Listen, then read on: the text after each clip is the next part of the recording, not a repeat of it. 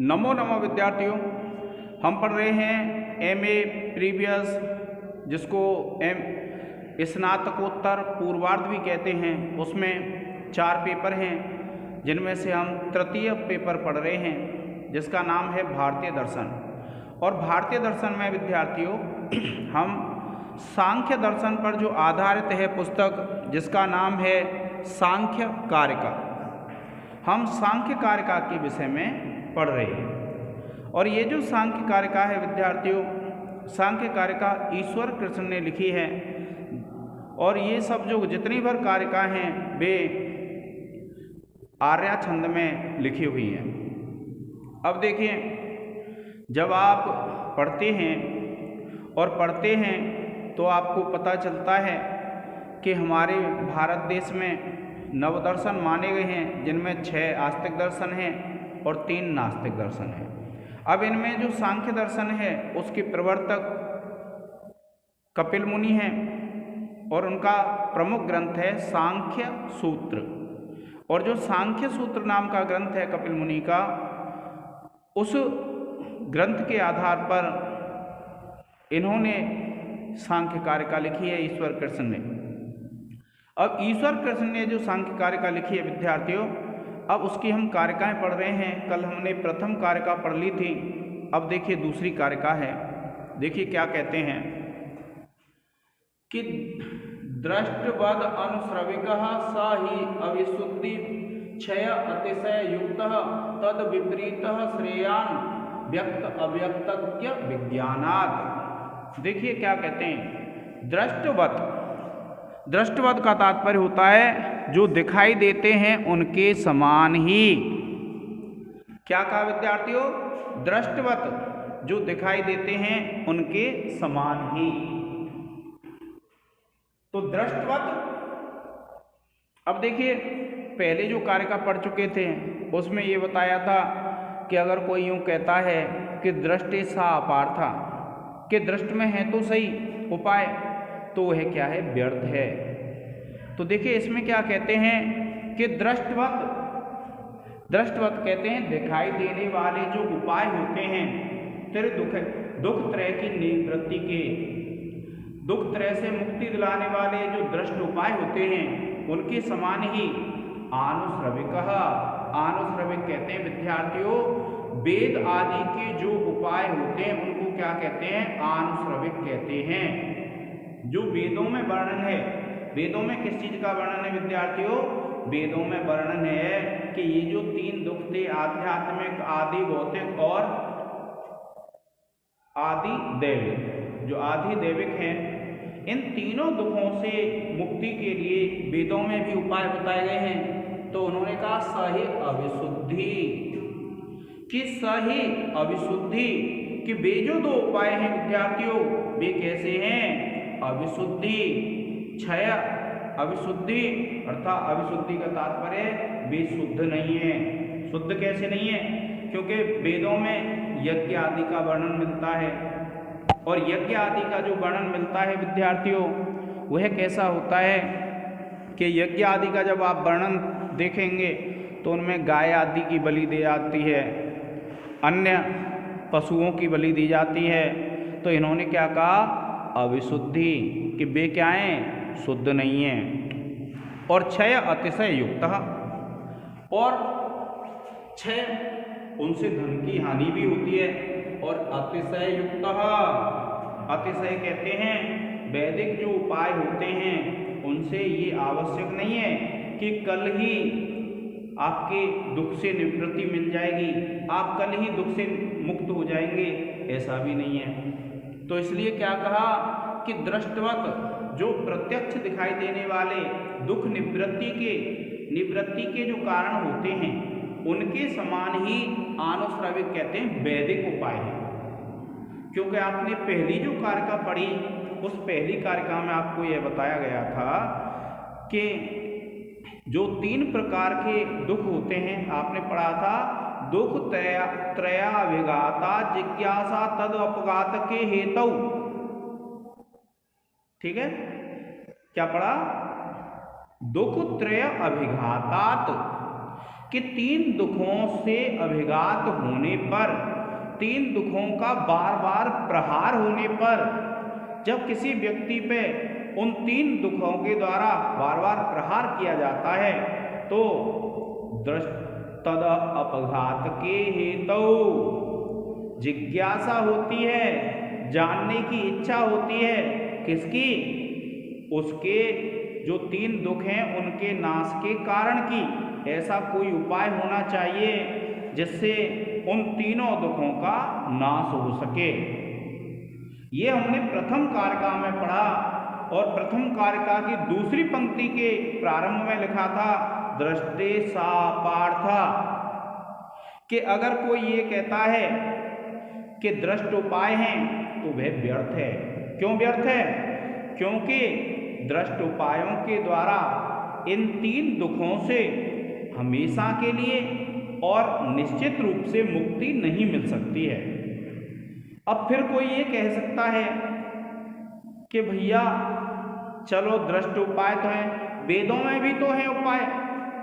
तो अगर आपसे कोई ये कहता है कि वेदों में इन 3 दुखों से मुक्ति का उपाय है, तो देखिए इसी के विषय में ये कहा गया है कि दृष्टवद आनुश्रविकः, कि जो दृष्ट का तात्पर्य होता है जो दिखाई देते हैं, जो प्रत्यक्ष होते हैं, ऐसे जो उपाय हैं 3 दुखों से मुक्ति के, उनके समान ही आनुश्रविकः वैदिक उपाय होते हैं। क्या बताया? कि जिस प्रकार से जो 3 प्रकार के उपाय बताए गए हैं दुखों से मुक्ति के लिए, उसी प्रकार से ये उपाय भी होते हैं। कौन से? वैदिक। क्यों? क्योंकि देखिए सही अविशुद्धि क्षय अतिशय युक्त, कि वे जो हैं वे कैसे हैं कि उनमें अविशुद्धि होती है। अविशुद्धि कहते हैं वे शुद्ध नहीं होते हैं, अशुद्ध होते हैं। क्षय, उनमें क्षय होता है, धन आदि की हानि होती है। और अतिशय युक्त, और उनमें अतिशयता होती है, समय की अधिकता हो सकती है। तो ये आवश्यक नहीं है कि आज आपने यज्ञ कर दिया और आज ही आपके दुख का नाश हो जाए। और फिर क्या कहते हैं देखिए कि तद विपरीत श्रेयान, कि तद विपरीत, उससे विपरीत। किससे विपरीत? जो दृष्ट उपाय हैं और जो वैदिक उपाय हैं, उन वैदिक उपायों के विपरीत श्रेयान श्रेष्ठकर है, श्रेष्ठ है। क्या कहा? तद विपरीत, उसके विपरीत। किसके विपरीत? जो दृष्ट उपाय हैं और जो वैदिक उपाय हैं उनके विपरीत श्रेयान श्रेष्ठ है। क्या श्रेष्ठ है? व्यक्त अव्यक्त ज्ञ विज्ञानात्। क्या श्रेष्ठ है? व्यक्त। व्यक्त कहते हैं जो सृष्टि प्रक्रिया है, जो 25 तत्व हैं सांख्य के, उनमें महत से लेकर के और पंच तन्मात्राओं तक जो भी हैं वे सब क्या कहलाते हैं? व्यक्त। और अव्यक्त कहते हैं मूल प्रकृति को, जो कारण रूप में प्रकृति है वह तो है अव्यक्त, और जो कार्य रूप में प्रकृति है वह है व्यक्त। ज्ञ, ज्ञ कहते हैं विद्यार्थियों पुरुष को, क्योंकि आपने पढ़ा जो सांख्य दर्शन है, उस सांख्य दर्शन का जो प्रारंभ होता है वह प्रकृति और पुरुष के मेल से प्रारंभ होता है। और प्रकृति और पुरुष जब मिलते हैं तो फिर क्या होता है कि सृष्टि उत्पन्न होती है। और सृष्टि उत्पन्न होती है तो देखिए इसलिए इन्होंने क्या बताया कि जो दृष्ट उपाय होते हैं उनके समान ही वैदिक उपाय होते हैं। और ये वैदिक उपाय कैसे होते हैं? एक तो अशुद्ध होते हैं, और दूसरी बात ये होती है अशुद्धि के अलावा भी इनमें क्षय होता है, धन आदि का क्षय होता है। और तीसरी बात कही अतिशय युक्त, कि ये अतिशयता से युक्त होते हैं, इनमें अधिक समय लग सकता है। और तद विपरीत श्रेयान, उसके विपरीत श्रेष्ठ है, श्रेष्ठ है। क्या श्रेष्ठ है? व्यक्त अव्यक्त ज्ञ विज्ञानात्, व्यक्त अव्यक्त और ज्ञ का ज्ञान करना श्रेष्ठ है। क्या कहा? तद विपरीतः श्रेयान्, उसके विपरीत श्रेष्ठकर है। क्या श्रेष्ठकर है? व्यक्त अव्यक्त ज्ञ विज्ञानात्, व्यक्त और अव्यक्त और ज्ञ का विशेष रूप से ज्ञान कर लेना ही श्रेष्ठ है। अब देखिए क्या कहते हैं कि श्रुति या वेद में प्रतिपादित यज्ञ आदि उपाय प्रत्यक्ष गोचर उपाय के समान हैं, अर्थात उनसे एकांतिक और आत्यांतिक मुक्ति नहीं मिल सकती है। एकांतिक कहते हैं विद्यार्थियों निश्चित रूप से, और आत्यांतिक कहते हैं हमेशा के लिए। और क्योंकि वह वैदिक उपाय अशुद्ध, क्षय अर्थात नाश तथा अतिशय आधिक्य से युक्त होते हैं, और इस प्रकार वैदिक उपाय के विपरीत शुद्ध एवं क्षय अतिशय रहित उपाय जो व्यक्त महत आदि विकार अव्यक्त पुरुष के ज्ञान से होता है, यह अत्यधिक उत्तम है, क्योंकि इससे एकांतिक और आत्यांतिक मुक्ति मिल सकती है। क्या?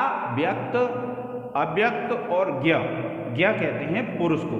तो व्यक्त अव्यक्त और ज्ञ का अगर हमको विशेष रूप से ज्ञान हो जाता है तो उस ज्ञान के द्वारा हमें मुक्ति मिल सकती है, और वह मुक्ति एकांतिक और आत्यांतिक होती है। एकांतिक कहते हैं ऐसी मुक्ति जो निश्चित रूप से मिल जाए, और आत्यांतिक कहते हैं जो हमेशा के लिए मिल जाए। अब देखिए भैया क्या कहते हैं अगली कारिका में। इस कारिका में जो मैंने आपको 25 तत्व बताए थे सांख्य दर्शन के, उन सांख्य दर्शन के 25 तत्वों को 4 भागों में बांट दिया गया है। कितने भागों में बांटा गया है? सांख्य के जो 25 तत्व हैं विद्यार्थियों, उनको 4 भागों में बांट दिया गया है। और देखिए क्या है, मूल प्रकृतिर विकृतिः महताद्याः प्रकृति विकृतयः सप्त, और षोडशकस्तु विकारो न प्रकृतिर न विकृतिः पुरुषः। देखिए क्या कहते हैं, क्या कहा? मूल प्रकृतिः अविकृतिः, कि जो मूल प्रकृति है वह क्या है? अविकृति है। क्या कहा? मूल प्रकृति है, यहां विसर्ग हो जाएगा विद्यार्थियों, और यहां से आ निकल आएगा अविकृति है, कि जो मूल प्रकृति है वह अविकृति है। तो क्या कहा कि मूल जो प्रकृति है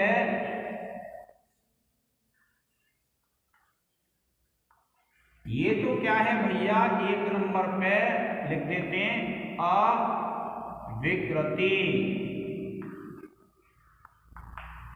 दूसरा है देखिए महत आद्याः प्रकृति विकृतयः सप्त, कि महत आदि प्रकृति और विकृति हैं 7। प्रकृति कहते हैं जिससे कोई चीज उत्पन्न हो, और विकृति कहते हैं जो किसी से उत्पन्न हो। तो देखिए प्रकृति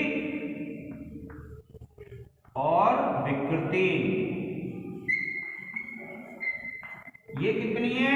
7 हैं भैया। और 7 कौन सी हैं? देखिए महत, अहंकार और पंच तन्मात्रा। पंच तन्मात्रा कौन सी होती हैं? शब्द, स्पर्श, रूप, रस और गंध। ये 5 तन्मात्राएं भैया। तो देखिए 5 तन्मात्रा, 6 और 7, ये 7 क्या हैं? प्रकृति और विकृति हैं। क्यों हैं? क्योंकि मैंने आपको सांख्य के 25 तत्व बताए थे विद्यार्थियों, और वे जो 25 तत्व बताए थे तो उनमें देखिए महत है, तो महत प्रकृति से उत्पन्न होता है। इसलिए क्या है, ये विकृति हो गया। और महत से अहंकार उत्पन्न होता है, इसलिए प्रकृति हो गया। ऐसे ही अहंकार महत से उत्पन्न होता है, इसलिए विकृति है, और अहंकार से ये उत्पन्न होते हैं, इसलिए प्रकृति है। और देखिए पंच तन्मात्रा अहंकार से उत्पन्न होती हैं, इसलिए विकृति हैं, और पंच तन्मात्राओं से पंच महाभूत उत्पन्न होते हैं, इसलिए ये प्रकृति है। तो प्रकृति और विकृति किसको कहते हैं? जो स्वयं किसी दूसरे से उत्पन्न होता है और किसी दूसरे को उत्पन्न करता है। जो स्वयं किसी दूसरे से उत्पन्न हो और जो दूसरे को उत्पन्न करे, उसको कहते हैं प्रकृति विकृति। आपसे पूछ लिया जाता है प्रकृति विकृति कितनी है, तो आपको ध्यान रखना है 7 हैं विद्यार्थियों। अब देखिए फिर क्या कहा, षोडशकस्तु विकारो, कि भैया तीसरा है विकार। विकार कितने? 16। षोडशक कहते हैं 16 विकार हैं। विकार का मतलब है ये स्वयं तो उत्पन्न होते हैं किसी दूसरे से, लेकिन ये किसी दूसरे को उत्पन्न नहीं करते हैं, इसलिए इनको कहते हैं विकार। इस कारक को पढ़ रहे हैं विद्यार्थियों। तो क्या कहा, षोडशकस्तु विकारो, कि जो 16 हैं वे विकार हैं। और फिर देखिए कौन से 16 हैं, तो देखो 11 तो भैया इंद्रिय हैं। 11 इंद्रियां कौन सी हैं? देखिए 5 ज्ञानेंद्रियां,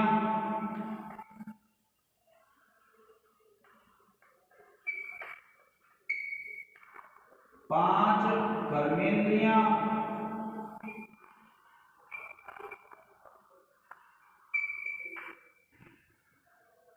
और मन।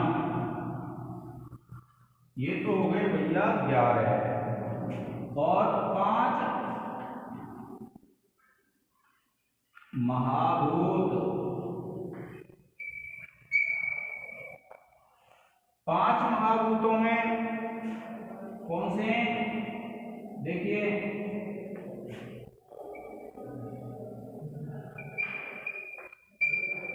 महाभूत है विद्यार्थियों, आकाश, वायु, अग्नि, जल और पृथ्वी।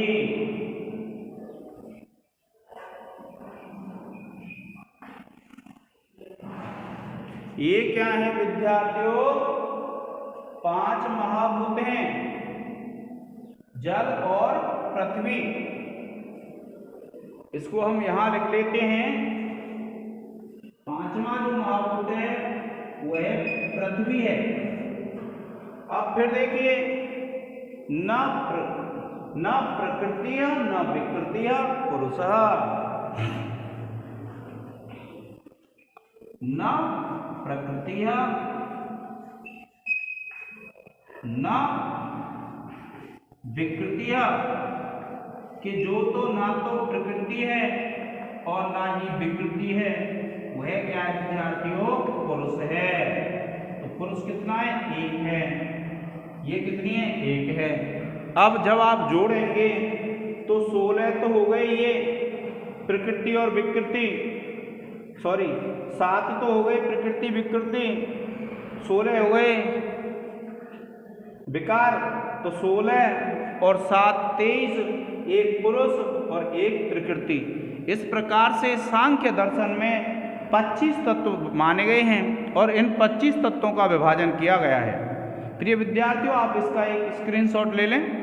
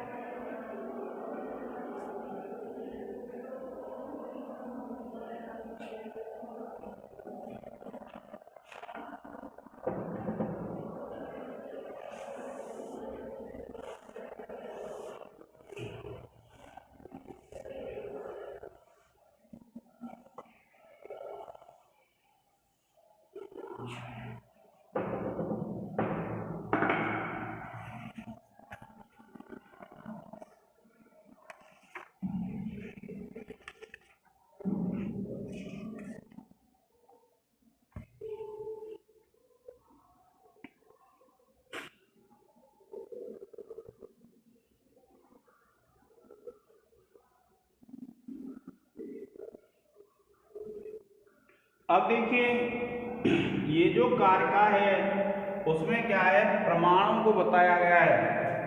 प्रत्येक जो दर्शन होता है विद्यार्थियों, तो उसमें प्रमाण माने जाते हैं कि प्रमाण क्या है। तो देखिए अगर आप प्रमाण के विषय में पूछेंगे तो अगर आप तर्क भाषा पढ़ते हैं तो तर्क भाषा में दिया गया है प्रमाकरणम प्रमाणम। प्रमा का जो करण होता है, प्रमा कहते हैं हम ज्ञान को, कि प्रमा का जो करण होता है जिसके द्वारा हमें ज्ञान की प्राप्ति होती है, क्या कहा कि प्रमा का जो करण होता है उसको प्रमाण कहते हैं। प्रमाकरणम प्रमाणम, क्योंकि जिससे ज्ञान की प्राप्ति होती है और जो ज्ञान प्राप्ति में अत्यंत महत्वपूर्ण कारक होता है, कारण होता है, उसको क्या कहते हैं, हम करण कहते हैं। तो आपको ध्यान रखना है प्रमाकरणम प्रमाणम, कि जो प्रमा का करण होता है उसे प्रमाण कहते हैं। अब देखिए प्रत्येक दर्शन ने भिन्न भिन्न प्रमाण माने हैं। जैसे चारवाक दर्शन है वह एक ही प्रमाण मानता है, प्रत्यक्ष प्रमाण। उसके बाद देखिए आप जैन और बौद्ध को देखते हैं, वे दो प्रमाण मानते हैं, प्रत्यक्ष और अनुमान। सांख्य दर्शन देखेंगे तो वह तीन प्रमाण मानता है, दृष्ट, अनुमान और आप्तवचन। और इसी का वर्णन इस कार्यक्रम में किया गया विद्यार्थियों। देखिए क्या कहते हैं ईश्वर कृष्ण कि दृष्टम अनुमानम आप्तवचनम च सर्व प्रमाण सिद्धत्वात् त्रिविधम प्रमाणम इष्टम प्रमेय सिद्धि प्रमाणाद्धि। क्या कहते हैं, दृष्टम अनुमानम आप्तवचनम च, दृष्टम अनुमानम आप्तवचनम च सर्व प्रमाण सिद्धत्वात्, के दृष्ट, अनुमान और आप्तवचन ये तीन प्रमाण हैं। कौन से दृष्ट, अनुमान और आप्तवचन।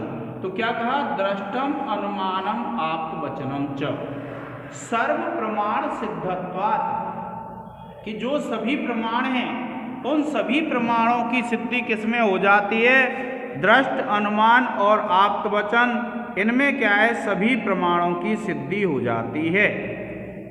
क्या कहा कि सर्व प्रमाण सिद्धत्वात्, कि जितने भर प्रमाण हैं, क्योंकि आप वेदांत में पढ़ेंगे तो 6 प्रमाण हैं, अगर आप न्याय वैशेषिक में पढ़ेंगे तो 4 प्रमाण हैं, और मीमांसा में पढ़ेंगे तो 5 प्रमाण हैं। तो इस प्रकार से जितने भर प्रमाण हैं, तो इसलिए कहा है कि सर्व प्रमाण सिद्धत्वात्, कि जो सभी प्रमाण हैं उनकी सिद्धि हो जाने से, उनका अंतर्भाव हो जाने से।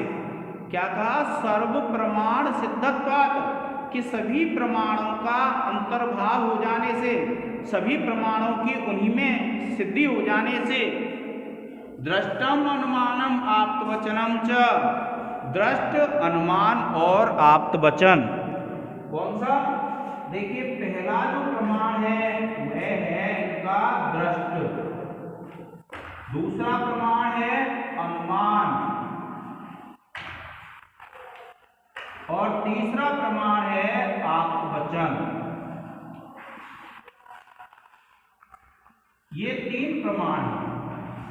तो इन्होंने क्या बताया है इसमें कारिका में कि दृष्टम अनुमानम आप्तवचनम च, के दृष्ट, अनुमान और आप्तवचन सर्व प्रमाण सिद्धत्वात्, कि सभी प्रमाणों का अंतर्भाव इन्हीं में हो जाने से, त्रिविधम प्रमाणम इष्टम, 3 प्रकार के प्रमाण माने गए हैं। त्रिविधम प्रमाणम इष्टम, कि 3 प्रकार के प्रमाण माने गए हैं।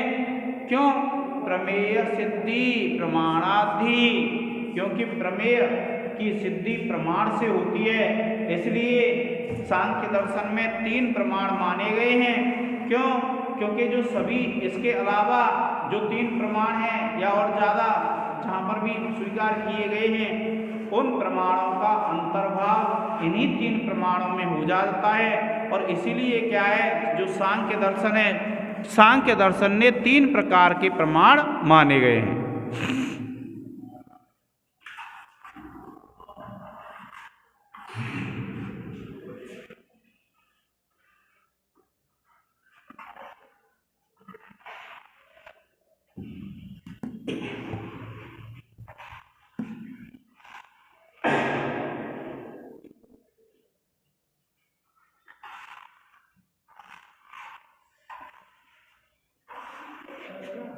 देखिए क्या कहते हैं कि